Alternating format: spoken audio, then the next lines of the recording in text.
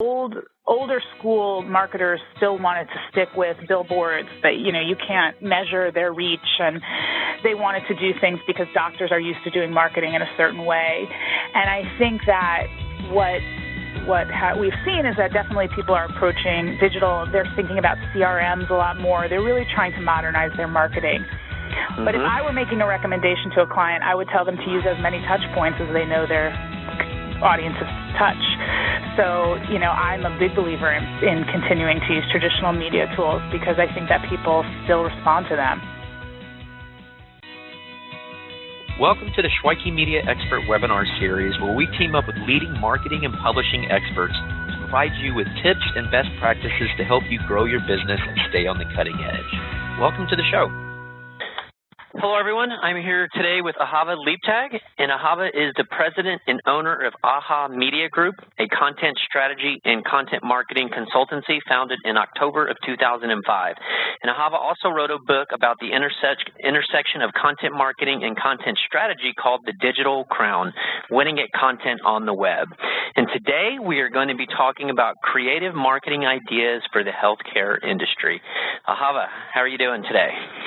I'm great. How are you? Interested because I haven't, really done a podcast on a specific industry before.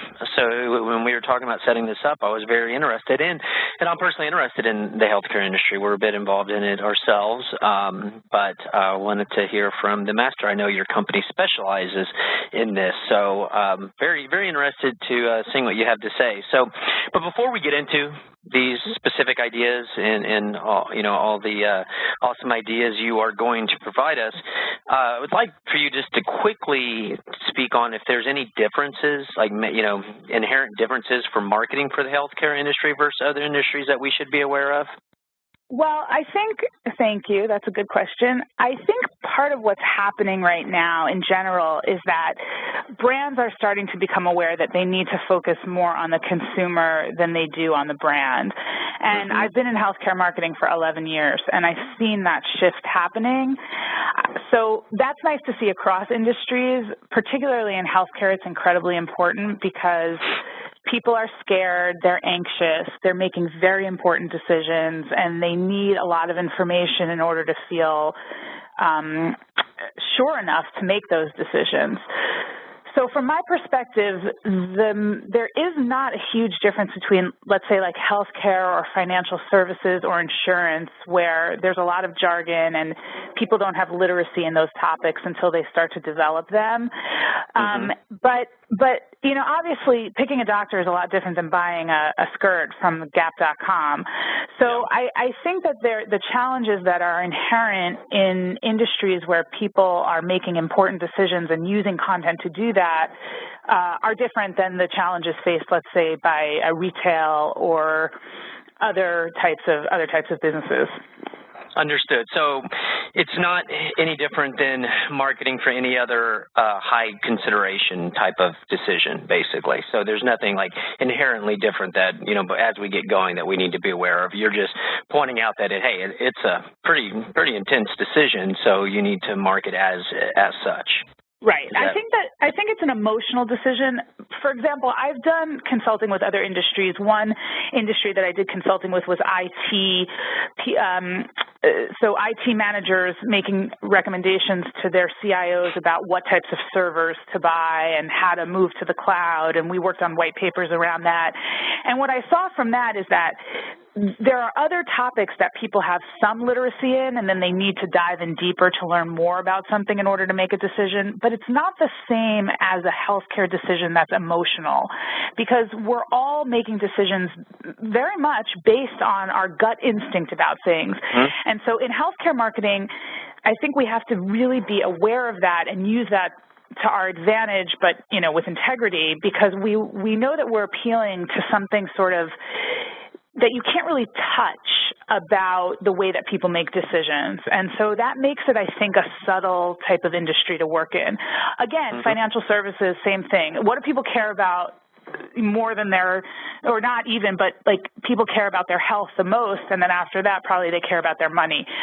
So it's that type. The other thing about healthcare that I'll say is that it's not something that people think about until they need it.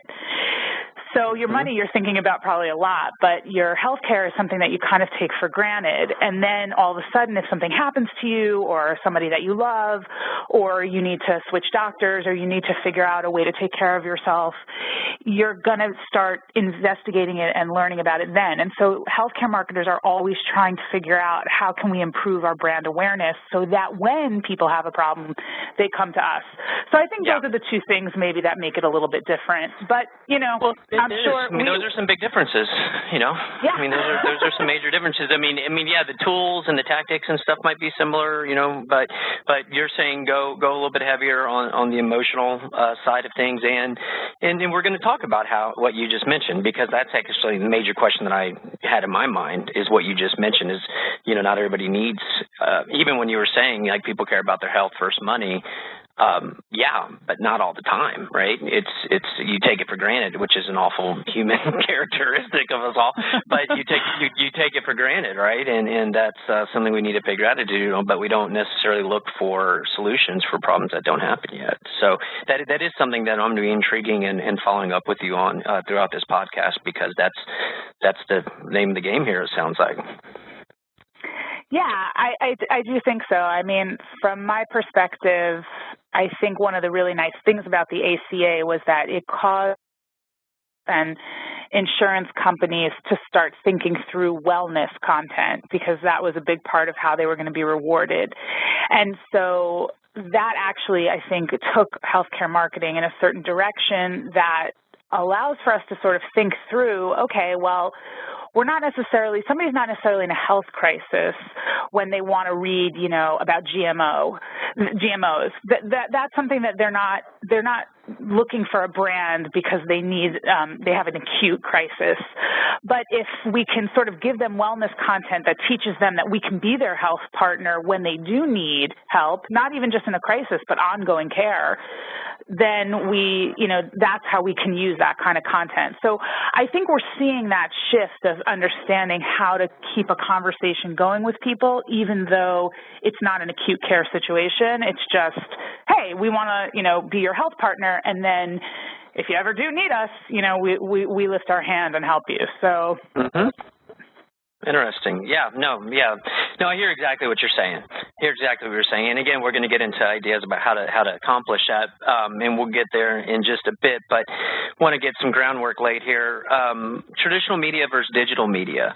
Is it a mixture of both you've seen in your experience? Are you seeing a shift towards digital from traditional, or is the mix 50-50?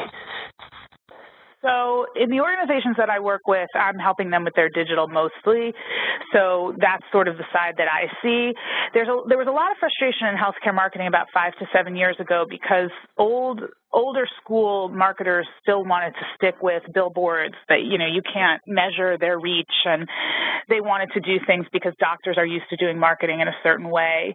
And I think that what we've seen is that definitely people are approaching digital. They're thinking about CRMs a lot more. They're really trying to modernize their marketing. Mm-hmm. But if I were making a recommendation to a client, I would tell them to use as many touch points as they know their audiences touch. So, you know, I'm a big believer in continuing to use traditional media tools because I think that people still respond to them. So from that perspective,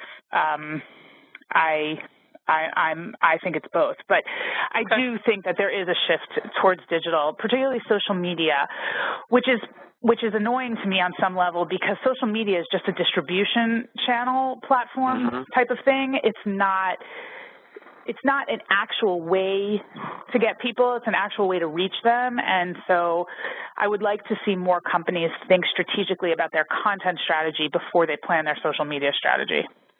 Yeah, they definitely go hand in hand. And earlier this week, we actually did a podcast with Robert Rose, and it was all about planning before you begin. So, yeah, I mean, Robert. He's a good friend of mine. He's so fun. Yeah, he's awesome. I don't know. I've known of him for, 8 years now, I guess. But yeah, just starting to get to know him personally here recently, and he's awesome. But that's what he was. That was the name. That's everything, right? Because it's getting more crowded and more crowded and more crowded, and your strategy is what's going to set you apart. And obviously the execution, but executing what, right? So you mentioned social media, and the platforms, the distribution platforms. Which ones have you seen that healthcare marketers should pay most attention to? So I definitely think Facebook is probably their best bet, although Facebook may explode. So it'll be interesting to see what happens in the next 4 years if we make it that long. There's two platforms that I think hospitals and healthcare organizations really need to take advantage of, and they don't as well as I'd like them to, and that's Instagram and Snapchat. And the reason for that is that your future audiences are on those platforms. That's where they're hanging out and spending most of their time. And so I've pitched a couple of ideas. Clients haven't taken me up on it yet, but I really would like to see us start thinking about using Snapchat for nutrition. Young girls are a really great audience for hospitals because they can develop relationships with them early on, and then as they proceed through different parts of their life, they need different services from hospitals, they have different concerns throughout their life cycle. So that's a really great audience, I think, to capture both on Instagram and Snapchat. There are definitely issues with people in their 20s where they're not necessarily going through an acute health crisis, but they definitely have concerns about their health. What should I be eating? How often should I be exercising? Should I buy health insurance? Even though there's a mandate, like maybe it's cheaper to pay the penalty. So using, I think, pictures and storytelling to sort of grab those audiences would be really beneficial. There's a really interesting Instagram. She's not an official Weight Watchers person, although she may be paid by them now. Her name is Ariel, and she's this woman who lost like 90 pounds on Weight Watchers. And every single day she has an Instagram story about like what she ate and how she exercised. When it snowed in New York where she lives, she like pulled herself to the gym even though she didn't want to, and she showed a picture of herself leaving her house, and then she showed a video of her exercising. And I think that that's where brands should be going, not necessarily the influencers, but they should be thinking about, well, how do we tell a story about how we can help people be their best selves?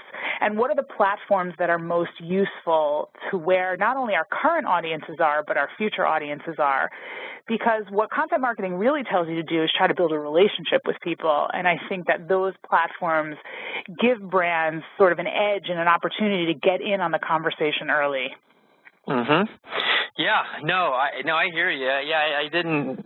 Instagram made more sense to me, and Snapchat does now that you think about it. I mean, if you're going to be cultivating, it's obviously a very long-term plan. Someone's going to need to buy into that because you're going to be cultivating long-term relationships, and they might not need, you for a while. But it's I can understand if you do move forward with something like that, that would be gargantuan safety net as far as future customers. And so I'm definitely hearing you. So what were you thinking about? I'm seeing more and more of my friends on Snapchat because their children are on it.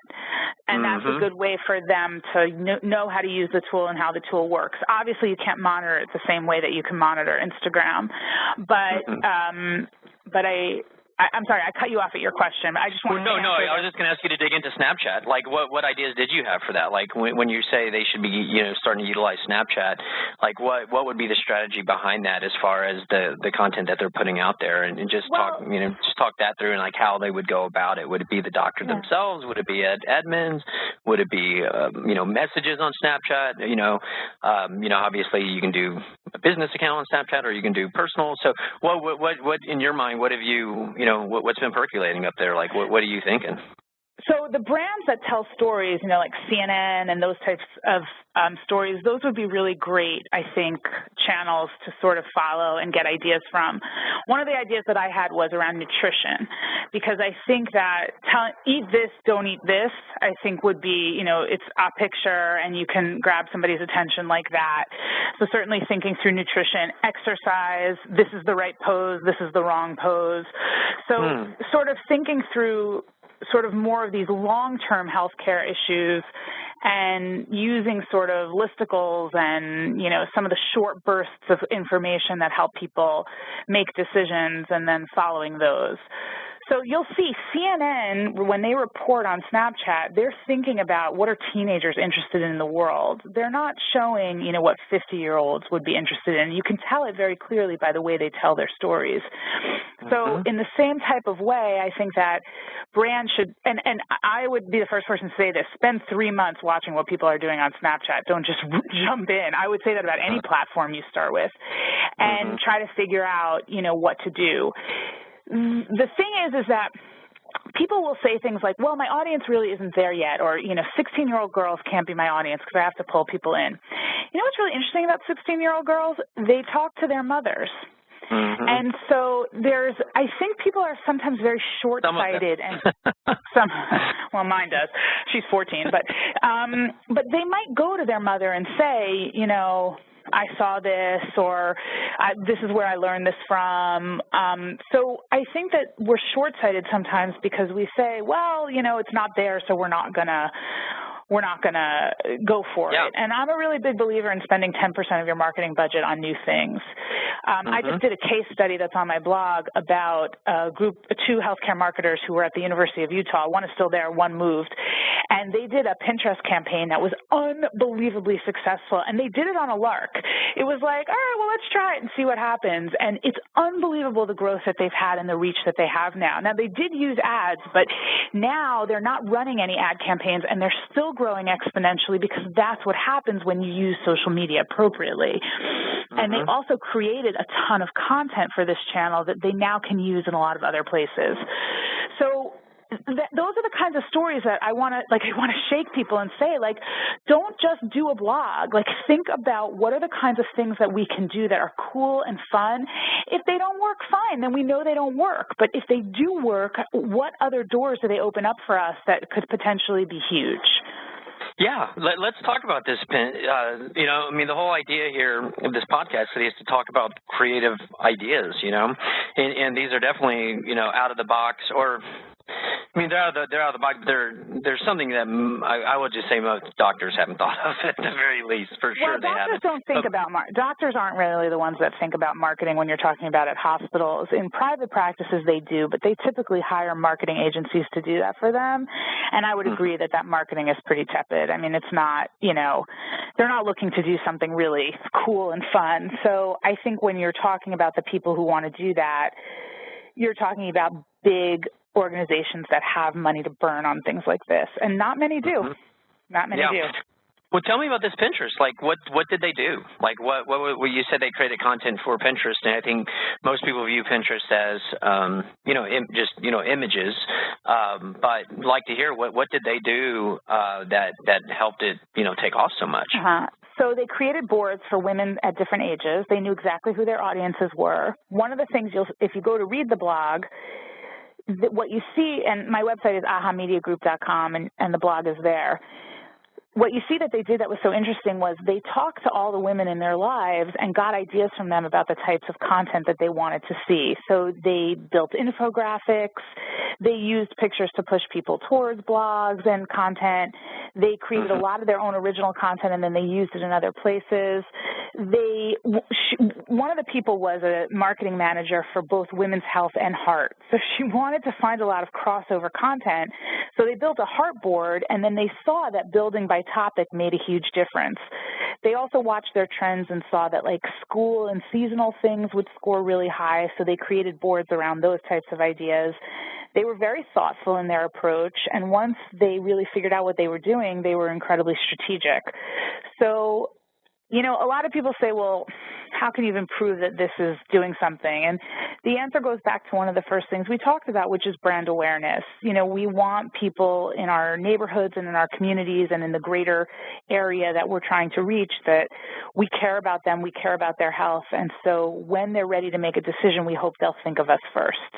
And I think that Pinterest board definitely can make that happen because once you pin it or like it, you're constantly swapping. One of the things that Jen said was that they pinned a lot of the people who follow them their stuff because she said if you're a part of a community is giving back.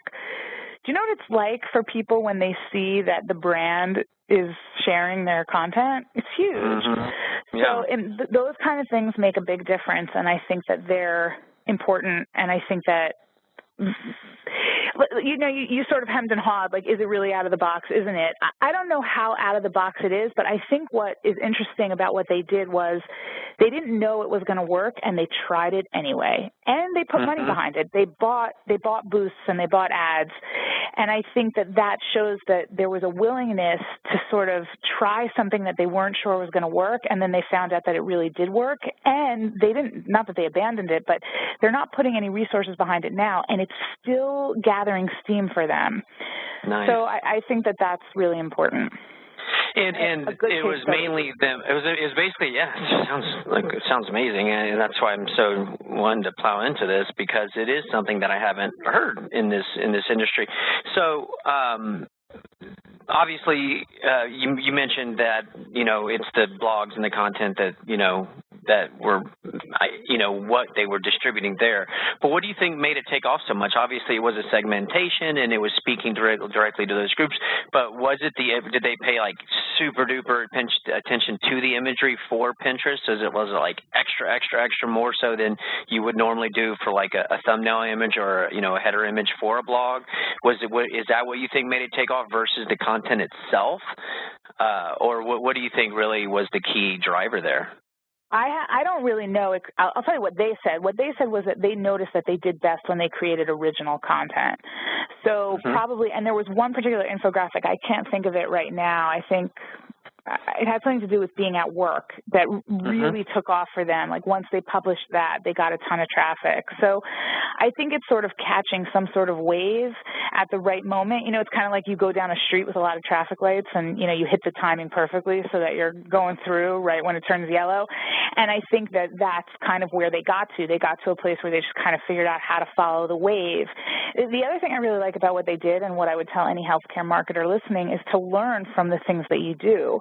So there's always a learning about what should we have done differently, and there's always a learning about what should we keep doing. And I think that was an important part. When you read the interview, you can see that they were thinking those things through, and they were thinking about, well, what can we do better? How can we improve? And what should we abandon because it's just not working? Yeah. So I don't know. To answer your question, I don't really know what made it work, but it did, and I think it's a really great opportunity for other healthcare marketers to think through. Yeah, absolutely. And circle back to your point is, taking 10% of your budget and trying something new. So, it's worth giving it a go, giving it a real go, obviously, but, trying this, trying that out, because you never know what might strike gold for you, because it sounds like they probably got like an exponentially high return on, their investment that they were looking there. So, try different things.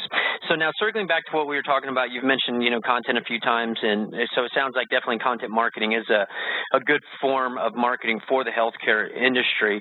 Are there any differences to consider or anything specifically that might be different for the kind of content that you're putting out for healthcare services?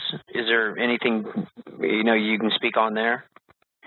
Well, I think if we're defining content marketing as brands publishing points of view and answering questions so that people will come to them when they have a need, I think that in healthcare they just have to be really careful about being subtle about that point and making sure that they really do have a sharp point of view.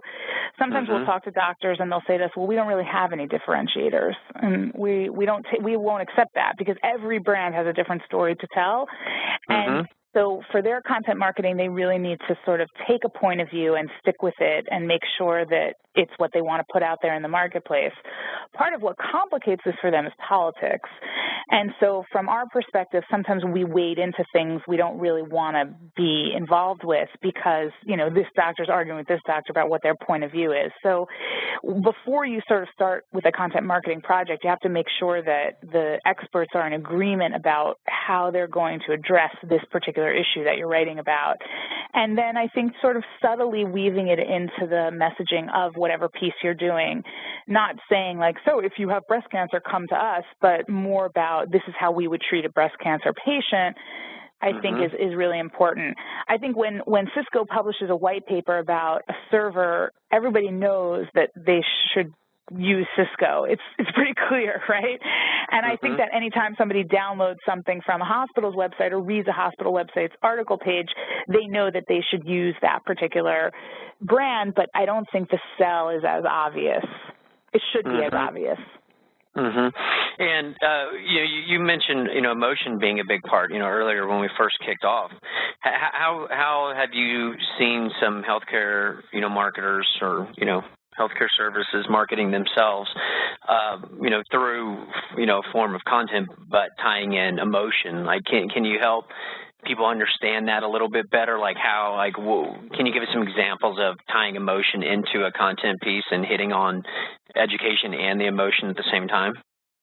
Yeah, I mean, I think it's storytelling, really, and I think it's, taking the story of a patient or taking the story of a clinician, or even just, some hospitals have had success, marketing their orderlies, there are some people who just take pictures of their orderlies and put them on Instagram. 100%.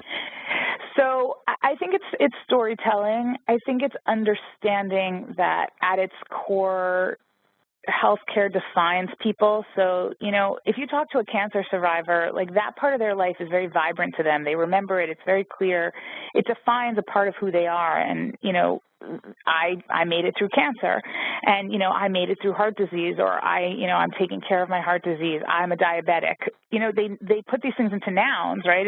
It's a really important thing for who they are. And so I think that sort of trying to understand that somebody consuming a patient testimonial or a patient story or a story about a doctor is really trying to put themselves inside the center of the story, and using techniques in writing and videography and photography to sort of make somebody feel like they're a part of that story, I think is really the way to pull the emotion, is to use the emotion to pull the person in. Now, what about the legality of that, of, storytelling and talking about, a patient without, obviously mentioning the patient's name? Is there anything to be concerned of there if if you are wanting to talk about this cancer survivor and, what they went through and why, what this particular doctor or doctor's office was able to identify and how they handled it and, write about that? Because to me, that'd be very compelling, content, very compelling story to read about, especially if I'm going through cancer or if I know somebody that is. Is there anything on the legality side to be concerned about there? Well, I would never write about a patient unless I got their permission and had them sign a HIPAA form. So I would never try to shade it or say, like, this cancer survivor went through. A doctor can tell a story about a patient, but you really want to disguise the details of who they are. So I think that I would be very careful about that, because it's not worth it to get sued over a piece of marketing. No, absolutely, absolutely. And but when you say, but just to make sure nobody makes this mistake, if a doctor was telling a story without mentioning anything about the patient outside of, the patient being able to match up that, hey, that's what they were talking about. I think I even was doing some research on this and came across somebody posted like some inner organ of somebody on Facebook. They got in trouble for that because that patient recognized that was like, that's my organ. Really? That's crazy. Yeah, I know, right? It's crazy, but it happened. And they I don't know how bad a trouble they got into, but so obviously posting, that was, literally something of that person. So I can understand how that might have fallen. But is there, in your experience, like just talking about a story without mentioning anything about the patient, their name, anything like that, is that still something to always be, careful about and concerned about, to make sure if you're even going to be telling a story about this person to still get a sign off from them? I think it's a case-by-case basis. It depends on what the interview is about, what the doctor's trying to sort of prove by telling the story or illustrate. I think it's a gray area, and I think that good marketers always are conservative with these types of things. But if the doctor says, I had a young woman who had lung cancer and, we were able to operate on her and she was fine, I don't think that that's something that you need to worry about. But if there are other, he says she's a 34-year-old woman and she lives in Washington, D.C., and, she has 3 children, and we were able to operate on her and she's fine and now she's back to work at her job at the USDA, I think that that's probably too much of a giveaway. Be careful. Be careful. Yeah, be careful, yeah. Yeah. Okay. Cool. Now, on the flip side of this, we're talking about a lot of good ideas here. What are some common mistakes you've seen some healthcare industries make when they've applied content marketing? What are some of the common mistakes made that you've seen? So the first mistake that they make is that they talk about their brand and they use their name constantly. And I'm always saying to them, we don't need to put your name in the content. They're on your website, so they know who you are. So that's a major mistake that they make. Another major mistake that they make is that they let doctors dictate the way marketing should go. And that is a huge mistake because doctors they're not marketers, and that's not their area of expertise. And even though they're frontline and can give us a lot of very important information about how patients are looking for information and the kinds of information that they want to know, they're not strategists, and they can't possibly understand the entire picture or the tools and technology that are out there because, quite frankly, most marketers feel themselves that they devote all day to this and they don't fully understand all the tools and the landscape that's out there. So that's the second mistake that I make. The third mistake that I see... Can I follow up on that question real quick, on that point? Yeah, sure, absolutely. Yeah, so how have you seen people, because... I don't know how to phrase this, but, doctors, it seems like it might be hard to approach to tell them that they're wrong. How have you seen somebody work around, like, not letting the doctor dictate, but how have you seen them massage the right idea by them or to them? So doctors are like dogs. They'll bark at you, but once they get the feeling that you're the master, they're not really going to give you a hard time. And then they smell fear, and then they use it to their advantage. So they're also, you have to remember, they're scientists and they're academics. So you appeal to them through data.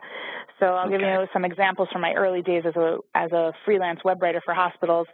Hypertension versus, high blood pressure. So doctors would want to use hypertension because, God forbid, their colleagues should read, an article that's part of their clinical service line that says, high blood pressure when it's really called hypertension. So I'd bring in data and I would show them, if you write hypertension, you're going to get 9,000 hits. And if you write high blood pressure, you're going to get 14,000 or whatever it is. And that data would convince them because you can't really argue with numbers, and they don't believe in arguing with numbers. Another example that I can use is having doctors understand what patients really want to hear about and showing them message boards of what patients are writing about, actually finding their names in message boards and saying, like, look, this heart failure patient was asking another heart failure patient about what she can expect when she goes to see you. Don't you want to address those questions online so that they're answered for her and she doesn't have to ask somebody on a message board, but it's showing that you're available to give her the information that she needs? So there's absolutely a way to approach doctors. When we write content for hospitals, we have a sheet at the beginning of every deck that lists 3 studies on web writing best practices and why we write the way that we write. And very often, doctors will come back to us and say, I didn't really buy this, but when I saw the studies, I understood that you really knew what you were doing. So I always say to them, we're using evidence-based marketing, right? In the same way that they use evidence-based medicine, they base their treatment on protocols and research studies. We base the way that we market on knowing things about user experience and the kinds of information that people want and the research that we've done in our audiences. And so that's how you go to them. You don't let them dictate to you. You collaborate with them and you educate them about things that they don't know about so that they can be informed to make the right decision. So, and I think that's true about anybody you work with. People can't be expected to know everything. A lot of times they come at you like they do, and that's just knowing how to talk to them and understanding that they just want to feel confident in your approach. Fantastic answer, Hava. I mean, you said that so clearly. I can't imagine anybody not knowing how to approach a doctor, be it somebody who's within the same company or a marketer. So, fantastic answer. Practice. It's practice. I can tell. You have to learn how to do it, but once you do it a few times, you get good at it. Absolutely. And you were saying at point number 3 on... And point number 3 is that they don't necessarily understand that the devil is in the details. So very often they want to give these sort of like big overviews of a disease. And I always say, you know, you need to actually give people real details about surgical approaches, about, you know, kinds of drugs that you use in chemotherapy, about what, these are the things patients really want to know about. They don't want you to educate them about their disease. They can go to WebMD for that. What they want to know is, how are you going to treat me, and what are you going to do that's different from somewhere else? Now, this is obviously disease-based. So if somebody has stage 4 cancer, they're going to be looking at your content very differently than somebody who has, you know, I don't know, a temporary, you know, a skin rash, and they just need a dermatologist to look at it and tell them how to treat it. So there are varying degrees of how much detail you want to give. But my feeling is that when you, and the web is beautiful for this, because you can put your content in such a hierarchy that you give the 101 information on top, but you make sure that people know that if they dig a little deeper, they're going to find answers to those more complicated questions. And I think I see that mistake over and over again, that we bury the lead and we don't put the important information that patients really want to know in the places where they're going to see it first. Yeah, awesome. Awesome. Great stuff, Ahava. Great stuff. Now, you've touched on this a bit, but video, you've said it kind of on the side a couple times throughout this podcast. So I think when people think of videos, they think, especially in older school marketplaces like healthcare, they're probably thinking, big TV media buys and stuff like that. I mean, is that what somebody, if they're going to, invest in video, is that where they should go, or do you see the need for video across the board, period? No, I think that people should be thinking about every kind of video. So short bursts of video that you take with your, phone. I think professional videos of patients and doctors and interaction. Getting a camera guy to come out and, video a panel. I mean, I think there's all kinds of video that you can use. There's something called the rule of 4 in content strategy, which is for every piece of content you develop, you should have a video, a graphic, a written text, and an audio piece. Now, not every piece of content lends itself to that, but if you're thinking about marketing from a holistic perspective, you know that there are different kinds of learners. And so trying to create content that appeals to all those different kind of learners is probably the best bet that you're going to have when you're thinking about how to appeal to your audiences. So from my perspective, video is definitely a huge piece of a content strategy in healthcare, but it has to be used wisely.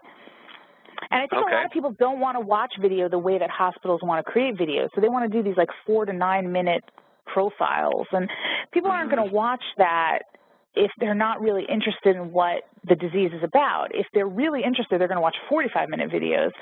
So my thinking is you want to produce short bursts, 45 to 60-second videos that teases something else that then people can go read about or, learn more about from a different kind of piece of content. Very cool. Very cool. Awesome. Probably have about 10 or 15 minutes left with you, so we'll try to get through the rest here. But I definitely have some other things I want to go over with you. Interactive content. Well, first, quickly just describe what interactive content is, and then I'd like to have you, share any ideas that you've seen in this realm being, done really well for this healthcare industry here. Well, it would be actually far more interesting for me to hear you define it, because it could mean 1,000 things to different people. Well, interactive content, as I see it, is, like quizzes, games, calculators, stuff like that. Right. So have you seen, well, I know actually was on a site today, the American Heart Institute, and I know they have different quizzes and stuff like that. So I know that could be cool, but have you seen anything else out there that you'd like to share? Yeah, well, we create content like that. So I think that that's an important thing to think through about how you want people to use that kind of content and how the kinds of questions that you ask and what you give them as a reward for taking the quiz or, looking at it from that perspective.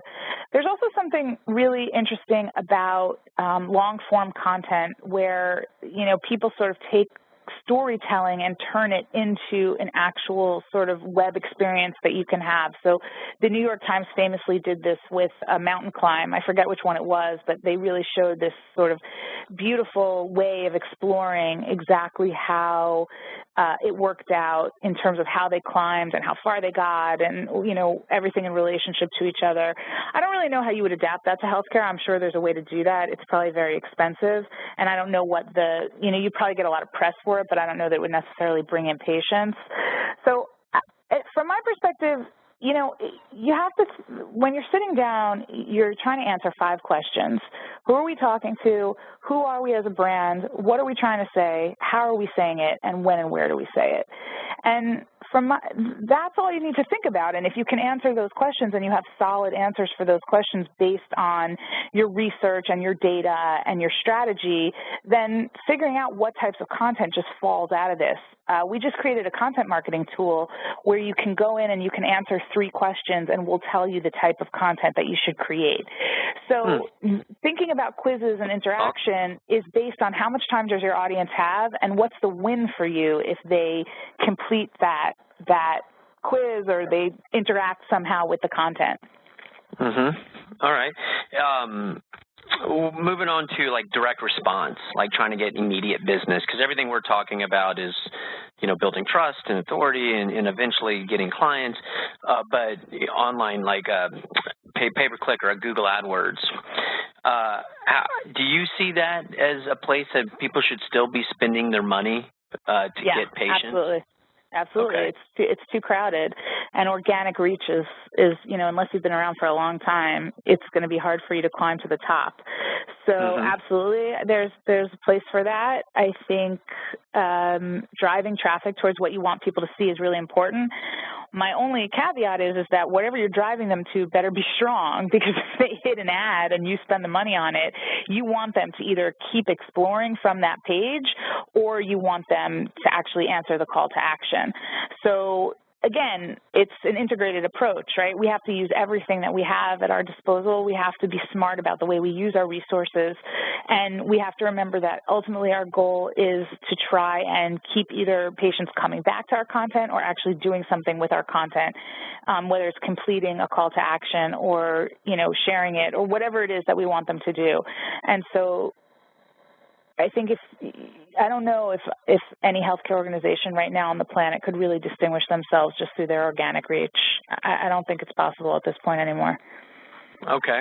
All right. So, that's what I was going to, I had a question to ask you about that. So, worrying about the SEO, you're saying it's just, good luck, basically, in regards to that. Like, that's not going to necessarily be a strategy that you need to be focusing on, getting them ranked higher? Or does it really depend, like if how many big hospitals are there per a city, right, or emergency, clinics? I'm sure that there's some, but it would think that there still might be, like for an individual city, there could be a benefit there. Am I incorrect there? Or are you saying there's 4,000 hospitals in the United States. Okay. So there's a lot.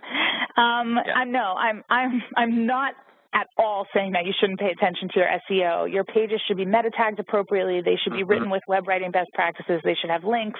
They should have headings. They should have H2s. Absolutely, you need to be paying attention to that.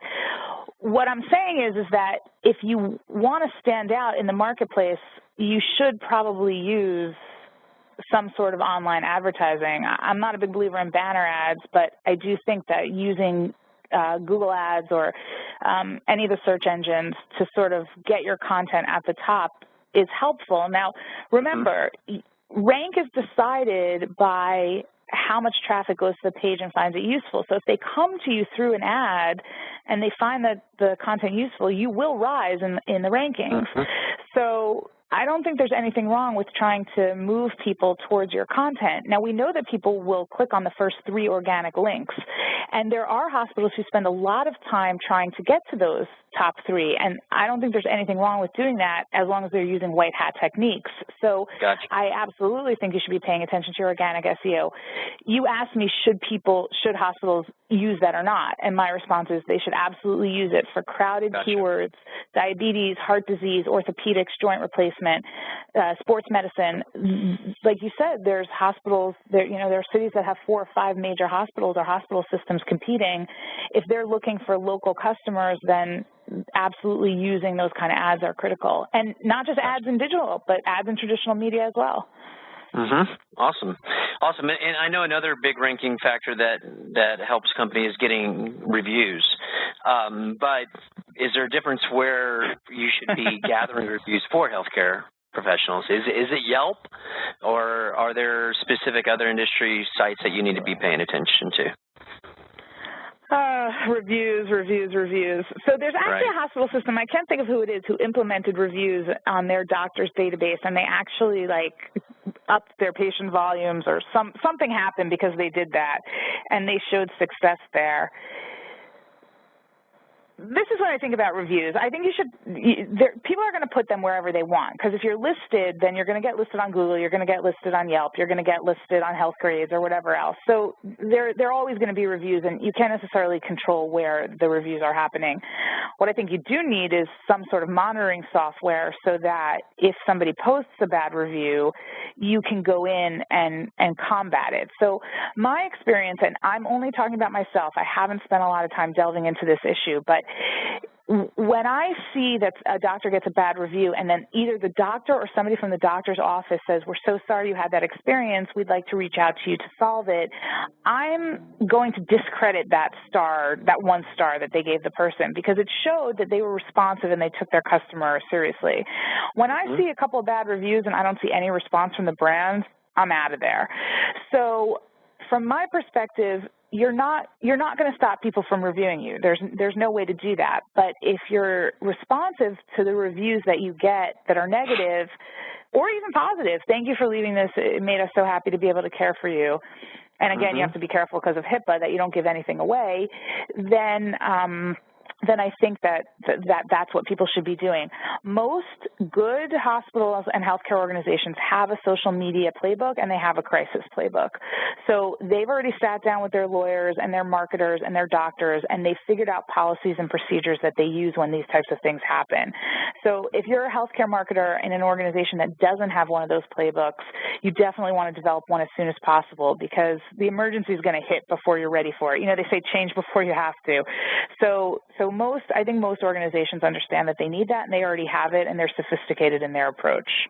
Yeah, and let me just talk from a personal experience, and it actually happened yesterday. For me, my wife just had a major procedure. She had like a hysterectomy, and it was at a young age, and it's a big deal. And my wife was just overjoyed by this doctor here in Austin that just did such a phenomenal job for her that she wrote this super long positive review. And he went out of his way, and him personally replied to it and was just like, "Oh my God, I'm blown away by this. Thank you so much." And that just, I can't even tell you how happy that made my wife. And she's had such a good relationship with this guy that she's and that she showed it to me yesterday. It actually happened a bit ago, but she's actually it's inspired her to try to team up with him and try to start a foundation for women who go to spread the awareness of people who have really bad endometriosis and issues with all that area of their body. And the way he's reacted with her has now, she's about to go out and going to be like singing his praises to a huge degree now. That will really be needle movers. So you never know who you might inspire just based on your awesome interaction with them, be it, replying to a poor review or a positive one, because I think a lot of people probably don't even think about it. But I'll tell you right now, it's going to move the needle to the tune of a ton for this guy, because my wife is all passionate about doing this now. So it's crazy. It's crazy. I'm seeing it happen in my own household, So that's a great point. And I never even thought about replying to positive reviews. It didn't even, when you said it, it just struck my memory. I was like, oh yeah, that just happened. That's amazing. Right. Awesome. Well, measurement. What should people be paying attention to with their metrics? Oh my gosh, everything. I don't know. It's changing so rapidly. I think that people they're having measurements set that they're now finding aren't really helping them make determinations of what's really important. So I'll give you an example. We just did an audit for a big pediatric healthcare center, and we found that one of their websites was getting a lot of traffic from all over the country, and it didn't really make sense because the rest of their website was getting traffic from the surrounding areas. A couple of bigger states, but mostly the surrounding areas. So they asked me, well, why do you think this is happening? And I said, because you've written about rare fetal conditions. And because you've written about them, people are coming almost as like a WebMD. And so measuring your traffic in that case isn't going to do anything for you because people are not coming to where this place is from California. They're probably going to find, a neonatologist there. So I think that organizations kind of had certain metrics that they wanted to measure, and now they're sort of shifting over to thinking about it from a more strategic point of view. I think implementing CRMs and using those to prove the efficacy of marketing is going to be huge for healthcare marketers in the next 5 to 7 years. I think figuring out, so I remember people would talk about how many likes you had on Facebook. Like, you know what I mean? Like, so what? Who cares? If that's helping your reach, great. But if most people are ignoring your content, it doesn't matter how many likes you have, people aren't clicking through. So I think people are trying to define the metrics that define success, and it's different everywhere, and it's different based on campaign. It's different based on what the strategy is for that particular service line or what you're trying to promote. So I think looking at all the different things you can measure and then deciding what really are the things that are determining our success, and then shifting if you find that those things change. Very cool. Very cool. All right. To kind of tie things up here, a couple last questions. If you had to pick one main goal to set for healthcare marketers, what should it be? That's a good question. I think just get to know your audience. Just spend as much time with them as you can because it'll make you a better marketer. Yeah, it'll tie everything like what you mentioned about that Pinterest board. They all they really learned about their the individual things that those individual demographics were interested in, and they wouldn't have done that. If they had been friends with your wife, they might have learned more about endometriosis and what the potential treatments for that is, and they could have created an infographic out of that. So that's exactly what happened for them. They said, we weren't necessarily having a baby, but our friends were having babies, so we listened to what they talked about they wanted to know because they were having babies. So it's exactly what I think people should be doing. When I was a web writer, I used to hang out in the waiting room and talk to patients about the things that they wanted to see online, and it changed the web content radically. I would have doctors tell me, like, thank you so much for writing one line about bringing a snack for your first appointment. That made such a difference. But I got that information from watching people get annoyed that they were hungry and they were waiting such a long time. So if you can spend time with your audiences, and I really think you should do this once every couple of weeks, you're just going to get better at what you do. Absolutely. All right. One big marketing prediction you have for the future of this industry? I think that they're going to start going back to experimenting with I think they're going to start experimenting with downloadable content and using that to prompt their CRMs. I think they're going to get better at nurturing, and I think that they're going to plot their marketing through a series of 6 to 8 touch points rather than trying to paper the field with their brand and what they're trying to say. Gotcha. And I think they're going to learn a lot from you in all this. It sounds like you have brought a lot of experience. I mean, starting from your very first job, it sounds like, or one of your very first jobs. I don't know that much. I don't. Thank you. I appreciate you saying that. But I beg to differ. Well, Hava, this has been a lot of fun, very educational, greatly appreciated. How can people continue to learn from you?